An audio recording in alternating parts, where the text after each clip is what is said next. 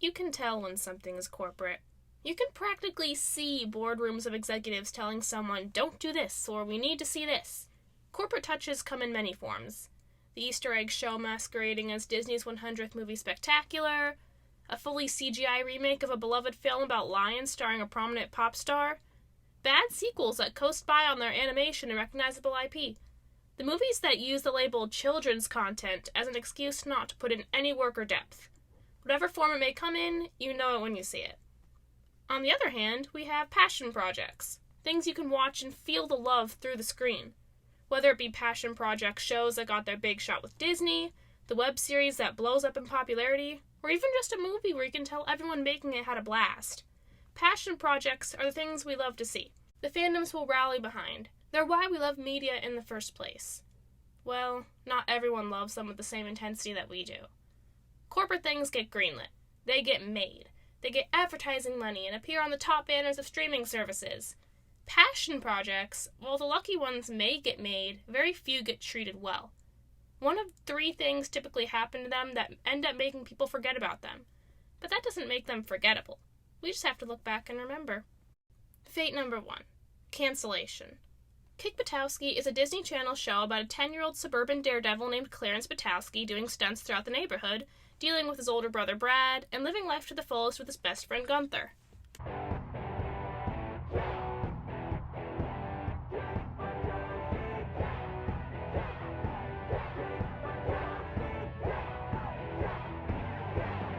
Already we see the charm. The art style is whimsical, the characters have so much personality, and it doesn't step out of its lane. It's good, cute, simple fun. My favorite episodes are the ones where Kick has to stay inside and practice the piano on a beautiful day, and when Kick and Brad get stuck out in the wilderness camping, and the one where Kick, Brad, and their little sister Brianna have to take a new family picture to replace the one they broke. The show has amazing daredevil action sequences, but my opinion is that it really shines brightest when it's focusing on Kick and his family, his relationship with Gunther, his frenemy relationship with Kendall that has added romantic undertones. Basically anything that has to do with the characters and their relationships to each other. The show got 2 amazing seasons, and we're gunning for a 3rd, but then dreams were killed. This is around the time where Disney began to contract a bad case of tunnel vision.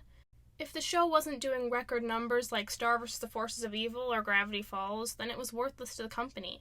This is a standard they still hold to today. Kick Buttowski was doing well, but not well enough, and so the plug got pulled. Fate number 2, exploitation. Do you remember Cloudy with a Chance of Meatballs? This movie was cute, all caps. It's about an aspiring inventor who hasn't really had any hit inventions yet. In fact, while they all work, they just seem to make life worse for the inhabitants of Swallow Falls. This all changes when he creates an invention that turns water into food, which is a breath of fresh air for the people forced to eat sardines for every meal of the day. It's a long story. This movie had so much heart, and it felt different than most other movies out at the time. And everyone loved it. Sequel time! There's one word I can use to explain the sequel. Tired. The voice actors didn't seem to have the same passion. The story felt tired in ways you can't really explain. You can just feel it. And the reason I felt it so strongly is because my fiancé and I watched both movies with only a day or 2 in between. There is a difference. I think a paycheck was offered and accepted. And it's not any of the creators' fault. When executives get a hold of things, they'll want their 2 cents listened to. And they'll hold their funding over people's heads to get their ideas in the movie. Or get what they don't like out. What do a bunch of people in suits sitting in a boardroom like? Money! And they'll make formulaic, lifeless, creative decisions to get it. And what happens when the formulaic executive decisions are made by people who still think animation is just for children, Disney adults, and fans of Family Guy?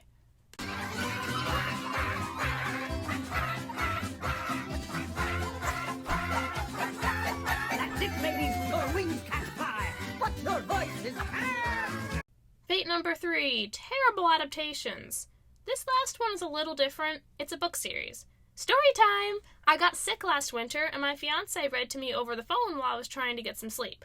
Well, what do you know? I loved the book he was reading so much that I didn't sleep a wink, and that book was The Spook's Apprentice. The Spook series is inspired by English folklore and ghost stories.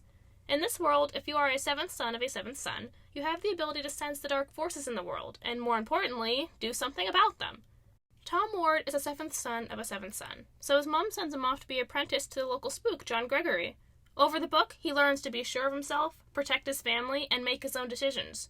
And I grew obsessed. Now, I've never seen more than the trailer, but I've heard the horror stories.